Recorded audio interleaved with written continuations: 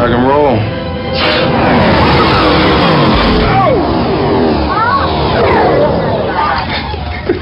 Oops. Oops. What do you say we try that one again, huh? Yes, without the oops.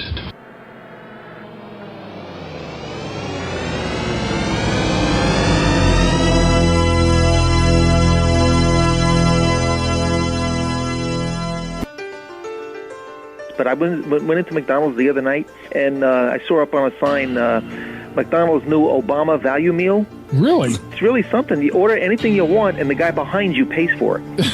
Man who catch fly with chopstick accomplish anything. Well, the Democrats' way of running this country is to go tell us all how we ought to make sacrifices. The United States has become a whipping post for the rest of the world. You are the most egotistical, self-deluded person I have ever met. Thank you very much. I would like, if I may, to take you on a strange journey.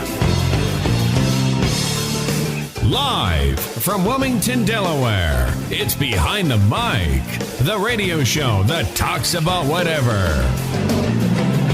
Join us now for provoking discussion, entertaining guests, and the opportunity for you to make a difference in the world today. Now, without further ado, and broadcasting live from the Moose Den, here is your host of Behind the Mic, Joel Mahalik.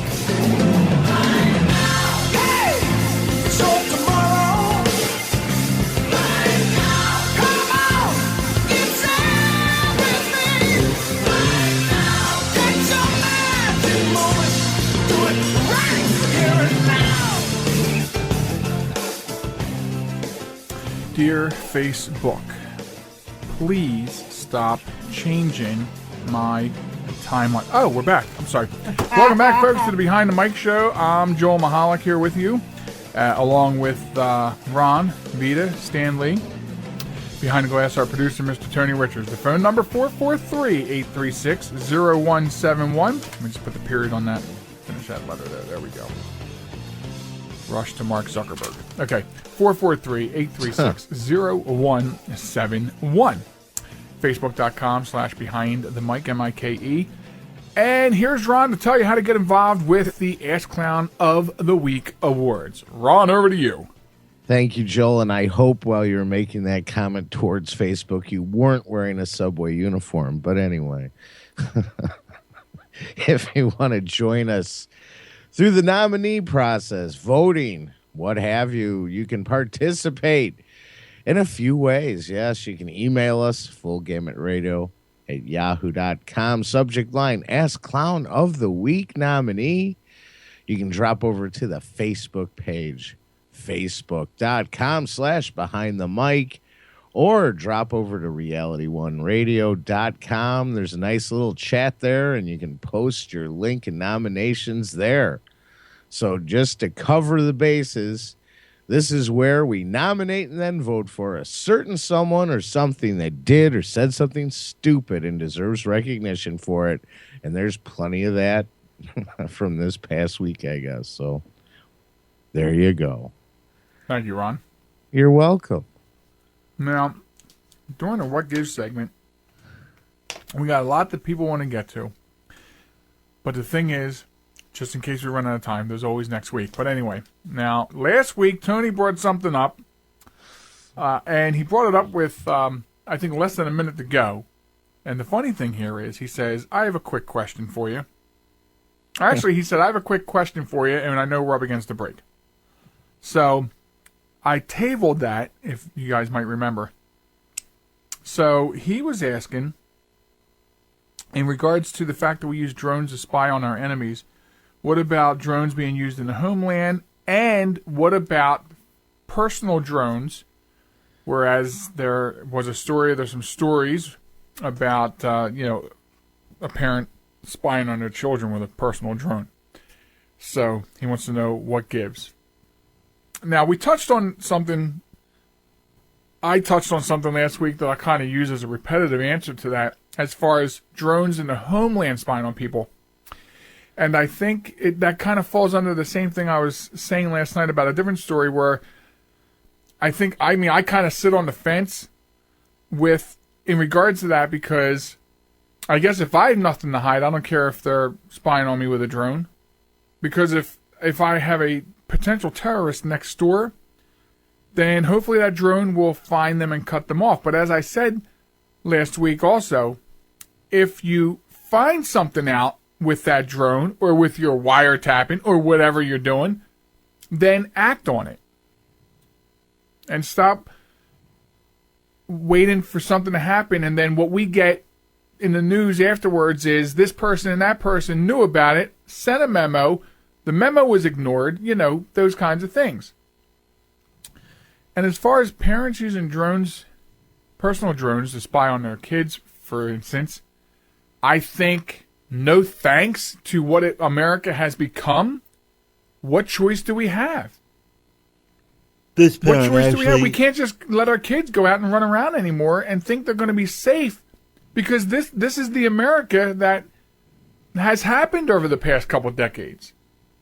Well, this parent apparently was using a drone to follow her kid to school to make sure that she got there safely, quote unquote.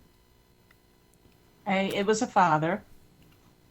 It was her first day walking to school by herself because she insisted, and he figured, okay, I have to let go of the reins at some point, but I want to keep my eye on her. My question was, how far is this school and how fast can you run if something does happen to her? Well, that's a good point. Let me go back to Tony for a second. Tony, you disagree with what he did?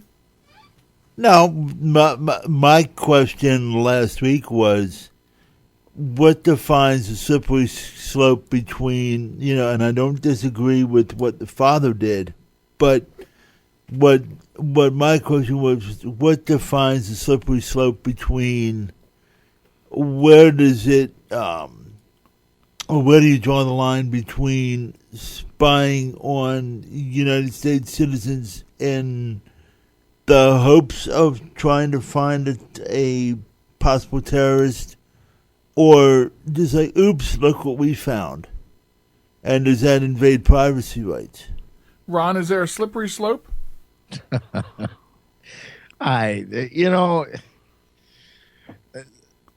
Before there were drones, there were parents that were driving in cars, slowly following children all around. There's agents, CIA in cars and everything else. Spying's been going on forever.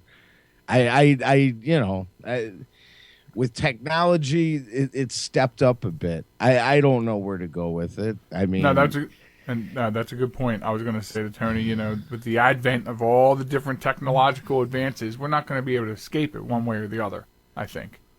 Yeah. And that slippery slope, that whole slope, I think, is disappearing before our eyes as time goes by. Ron, go ahead, finish up.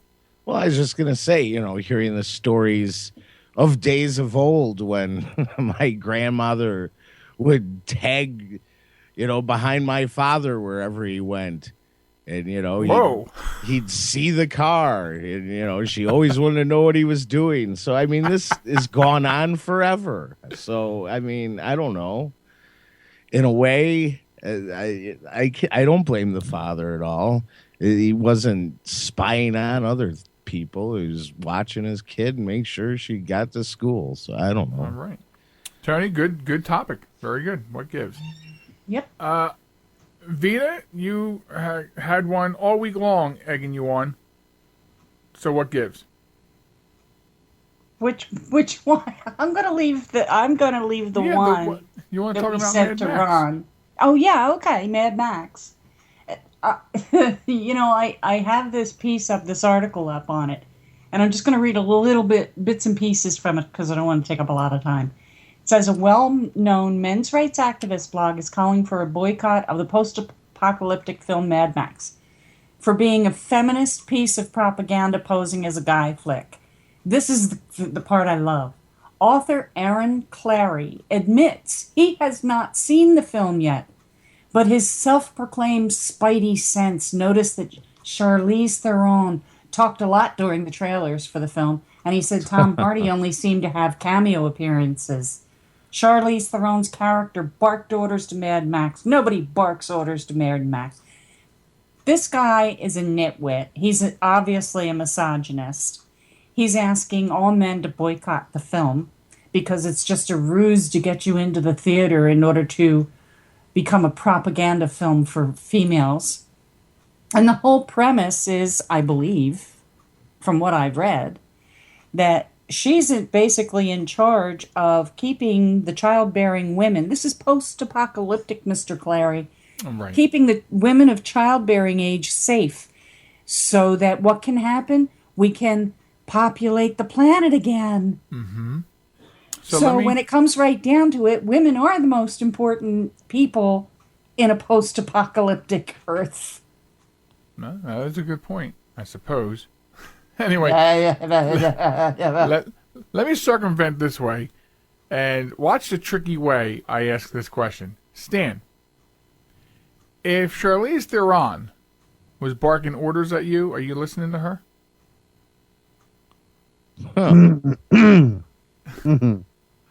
Good question. Yes or no, Stan? Yes or no, Stan? Not good question. Yes or no? If Charlize Theron is barking orders at you, are you taking the orders? No.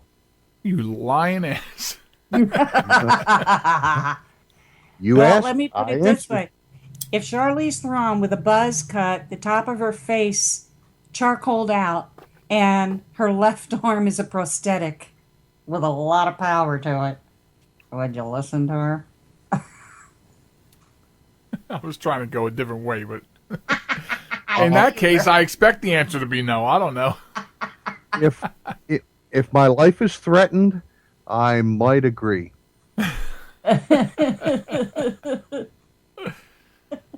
Sam brings up a pretty good point in the chat here. You know, maybe people don't understand. You know, people like this guy who's trying to make something out of it. Why can he not just come to the realization that this is a form of entertainment? Okay, this is so people can like get away from their regular lives for 2.5 hours and be entertained by this motion picture.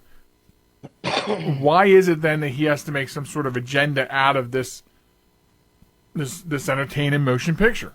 And I think that's a better question. That's a better what gives here, buddy. Just watch the movie, eat your popcorn, drink your Coca-Cola, and shut up. Exactly. That's what I was saying. It's not reality. It's not fact. It's not the truth. It's entertainment. And he's making a big deal out of something that's fake, something that's Hollywood, something that is not true to life. I mean, this is ridiculous. It's entertainment, people. Mm-hmm.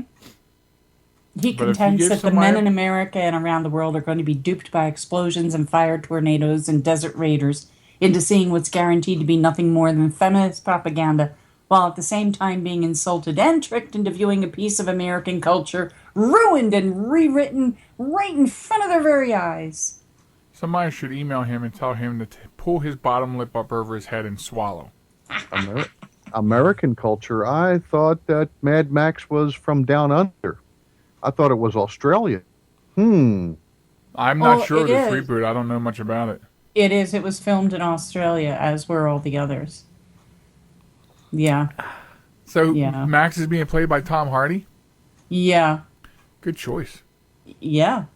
It says the post is published on is known for trolling feminists. Its about page, for example, says, women and homosexuals are prohibited from commenting here. They will be immediately banned.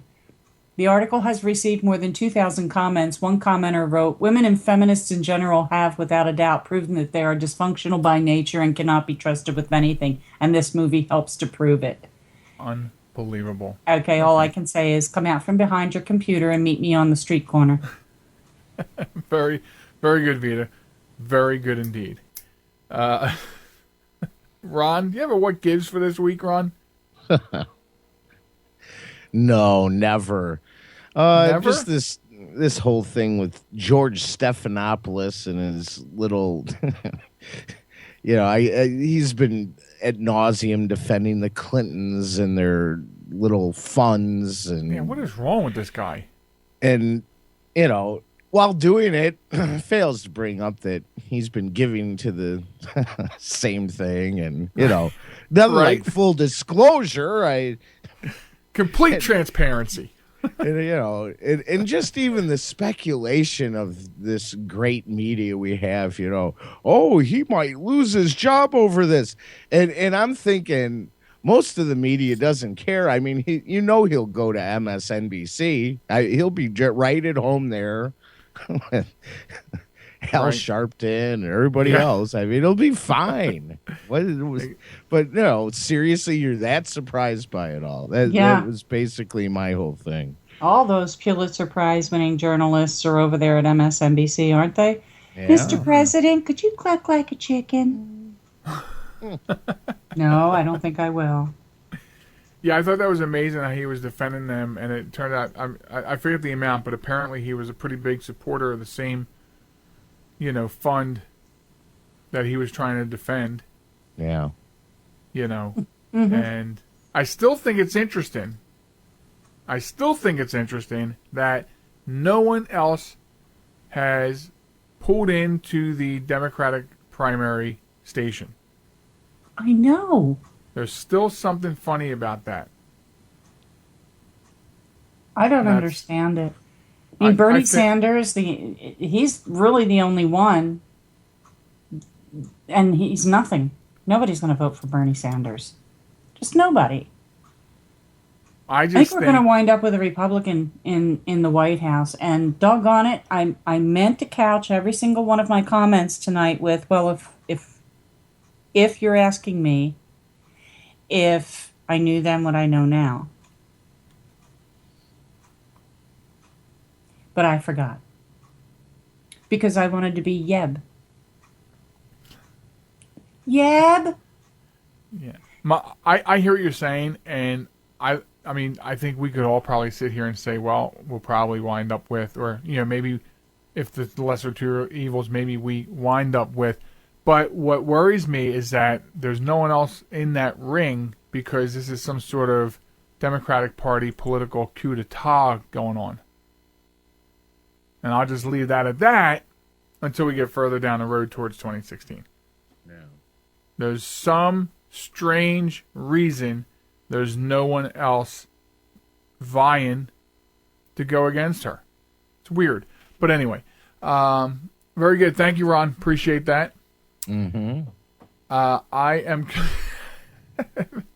You're just having fun with the smileys. Moving over to Stan. Stan, do you have a What Gives? That's a dumb question. Well, it has come to my attention, that over the past, several years,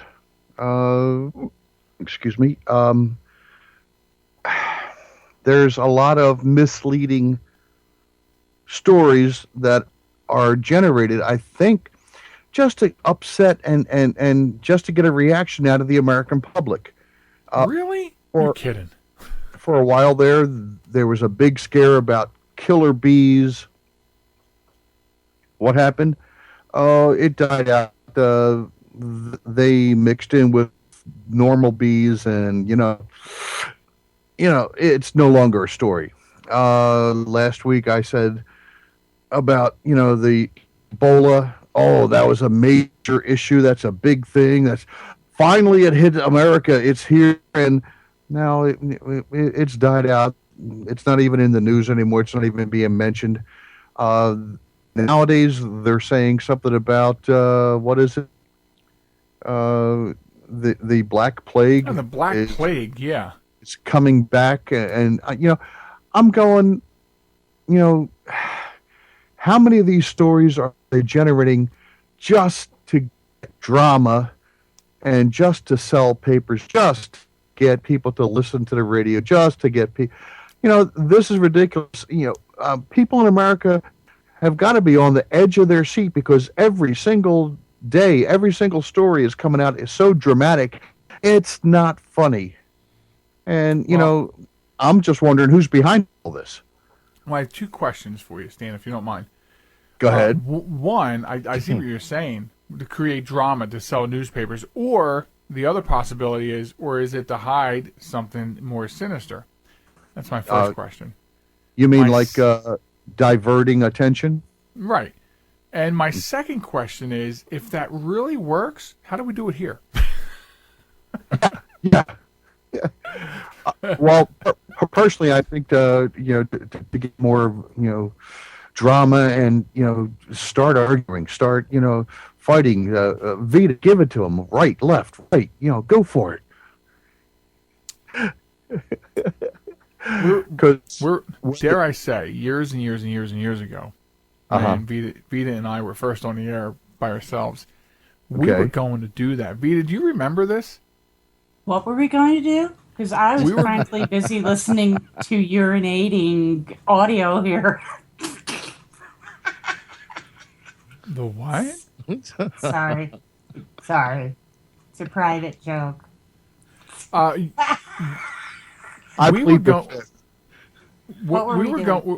were going to stage an on-air fight for ratings. Do you remember that?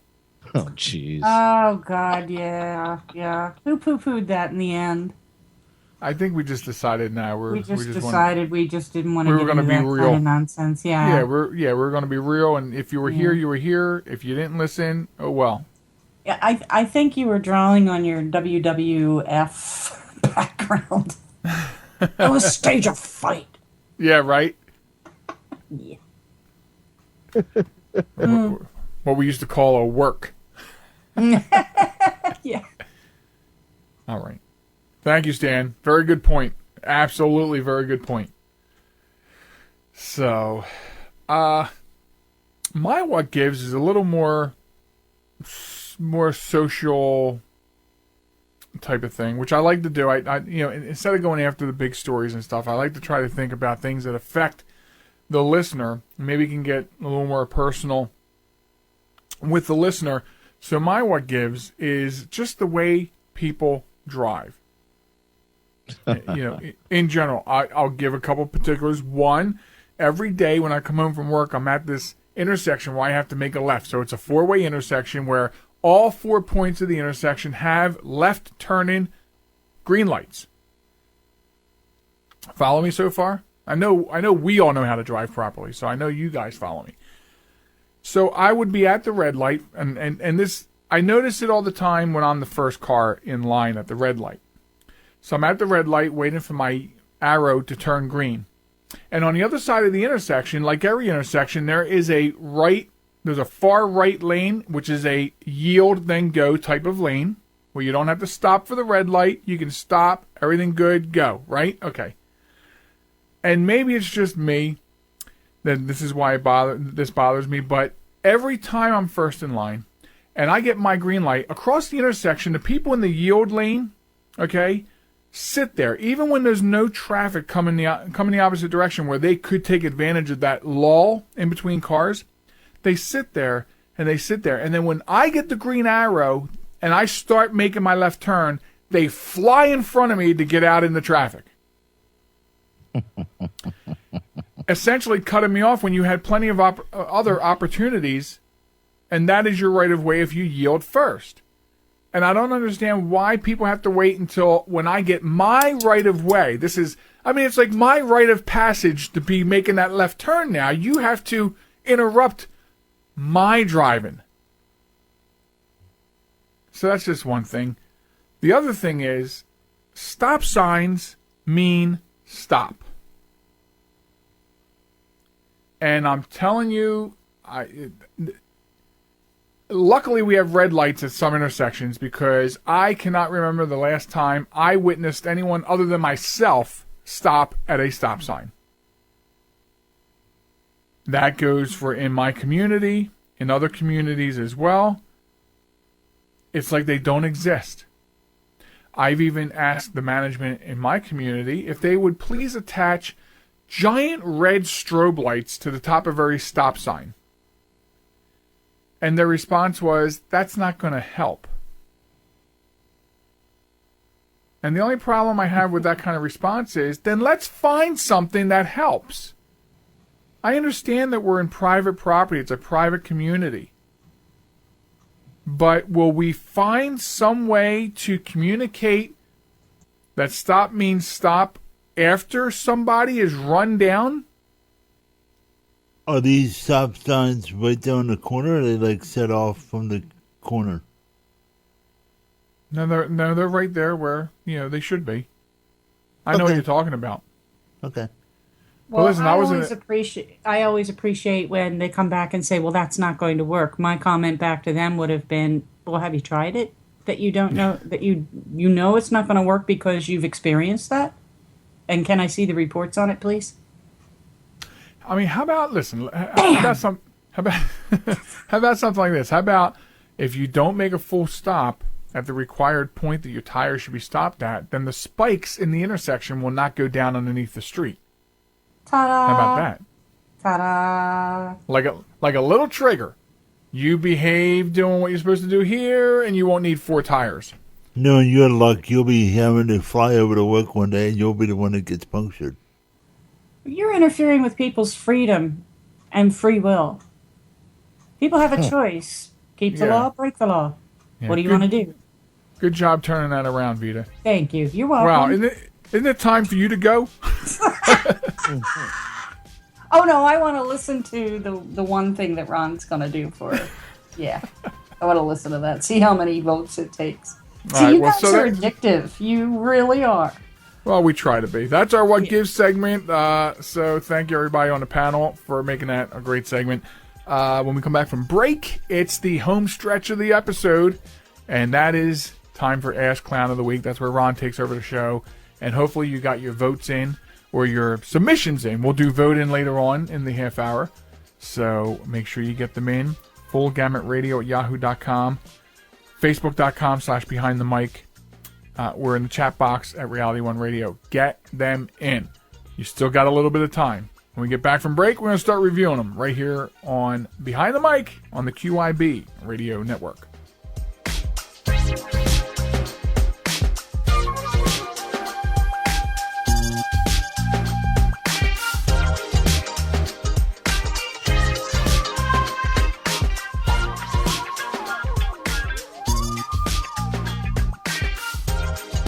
You're listening to the Behind the Mike Show.